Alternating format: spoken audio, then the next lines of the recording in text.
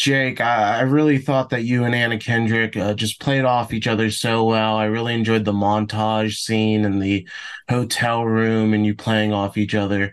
How was it just filming those scenes that are very playful and fun to see in the film? Working with Anna was really easy because we had done Drinking Buddies together and we were in a movie called Mike and Dave. And so that was really easy. But I got to say, I think the great romance of the movie is between Tommy and James. I think Still is. it still is. I think that the Maddie character is the affair, but the wife is James. I can see that. I can see that for sure. And Biff, James is such a fun character for you to play. I loved when he didn't know what spaghetti was. What did you enjoy most about playing up that naive nature of him, seemingly not knowing a lot of the world? It was so easy working with Jake. He inspired me to everything I thought of is on him. He really helped me out a lot, and the naivety of the character was just the way I am. That's Only incredible. everybody who knows me calls me sucker. Oh, wow. Go ahead, Tyler.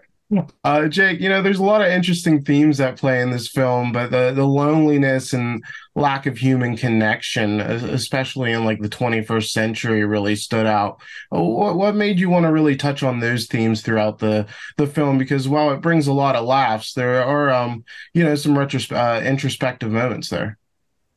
Well, like even right now, we're doing all this. I'm in a closet. We have figured out with technology how to not be around each other. And then it really hit home during the pandemic. And so I decided I really wanted to make this movie during the pandemic when I was really missing everybody. And I was missing those interactions of just, the way Biff Wiff makes me laugh in real life. And just the way you're around certain people and they just charm you and make you laugh. And, people's spirits are so funny. And so I think that's what Tommy was missing, and I knew that's what I was missing. And so I wanted to make a movie where somebody was forced to be around people even when they don't always want to be. And that was the original kind of gem for the idea. That's wonderful. And Biff, what really stood out about working with Jake and seeing him juggle both his acting duties and being a first-time director?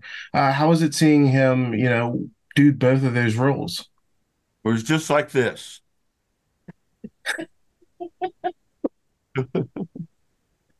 He was amazing, amazing. I never seen anybody work so hard. It was too much work. It was too much. No, it was inspiring, was what it was to be around Jake while he was working, and the freedom that he had and the freedom that he gave me was just inspirational, and it's where it all comes from underneath.